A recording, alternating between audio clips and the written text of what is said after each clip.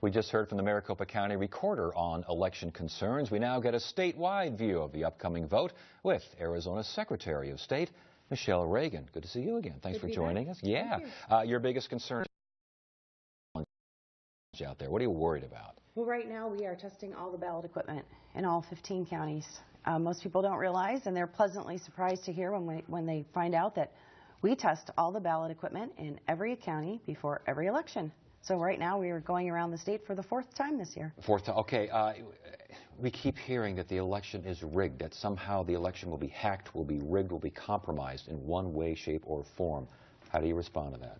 It'd be very hard to do, being that the election systems in the states are so decentralized. The election equipment in every county, they're not the same. They're on different systems. They're not hooked up to the internet. They're offline. We do paper checks, hand counts. There's a law in Arizona that some states don't have. We're very proud of this law. We hope we keep it. And that is that every vote has to have a paper audit trail with it. A very important law in Arizona most people don't realize we have.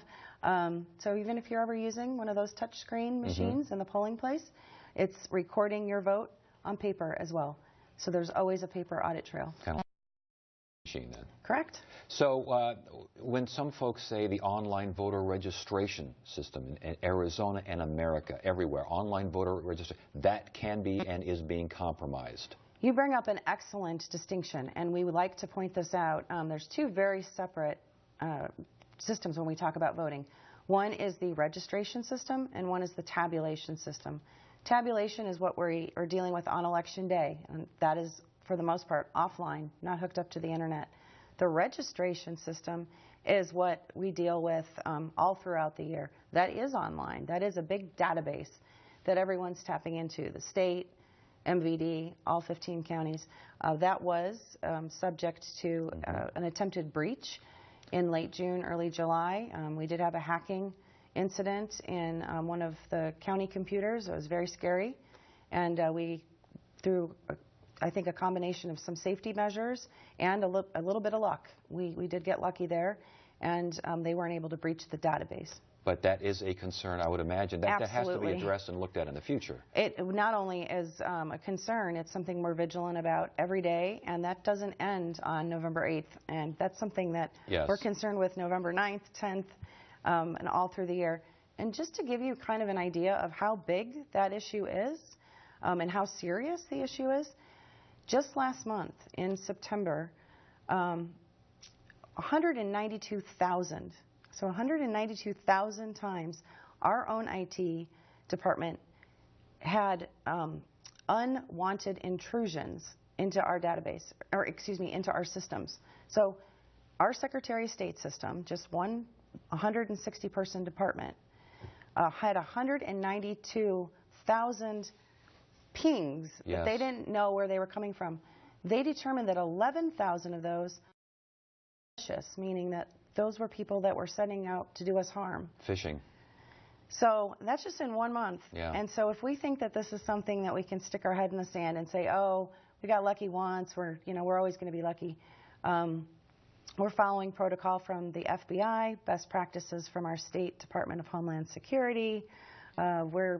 We're open to what needs to be done to keep people's information safe. And I imagine it helps a little bit that it's not all completely, the vote itself is not all completely electronic like the registration is, correct? I mean, you do have that paper trail, as you mentioned. It is kind of like an ATM machine where, yeah, you can punch if you want, but there is a record on paper. There is a record, and there's also human beings checking to make sure that the machines at the end of the night are tabulating correctly. So afterwards, after the machines go through and count the ballots, the county recorders are also doing hand counts to make sure the machines are counting correctly.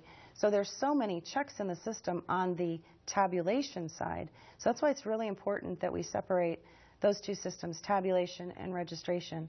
We're very, very comfortable and confident that the tabulation system is not able to be rigged, isn't able to be hacked. The registration system is a constant concern. I wouldn't be doing my job if I wasn't concerned about that day and night. And you know, we've already we saw it in June. Other states have already seen it. So another question here real quickly regarding the vote. There's some concern regarding voter intimidation.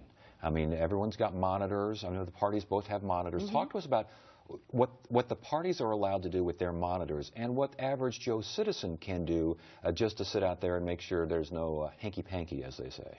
Well, we know that there's a lot of people that are interested in this election and wanting to see what's going on at the polls, and we actually welcome that. The more eyes and ears we have on the ground, and the better for everyone, as long as there isn't intimidation. So in order, if you want to be involved at the polls and you want to be outside or watching anything like that, you just need to get permission from your party county chairman. So the Democratic county chairman or the Republican Party chairman, you ask for permission to be one of their poll watchers, and then they in turn get permission from the county recorder. So whether it was Helen, who you just interviewed in Maricopa County, or one of the other 14 county recorders, and they will provide you with a letter that says that you're allowed to be there. And you know, we welcome people watching the polls, but we do ask that you have permission to do this. And again, there's also, I think, a 75-foot bubble, is there not? I mean, those Correct. who are allowed inside the bubble get there, but if you're not getting all this... if you don't have one of those letters, then you want to stay outside that 75-foot. And once you're outside the 70-foot, you can just yell and scream to your heart's content? Well, we hope that people don't yell and scream. I do believe Arizonans are better than that. Well, good. I've been out I'm those glad you polls do. for years. I mean, as you have, I'm sure. But as a candidate, I've been out there for 15, 16 years, and I've never seen people yelling and screaming. So. All right. Well, let's hope that continues. Yes, let's hope. Yes. Good to see you again. Thanks for joining us. Thank you. Appreciate it.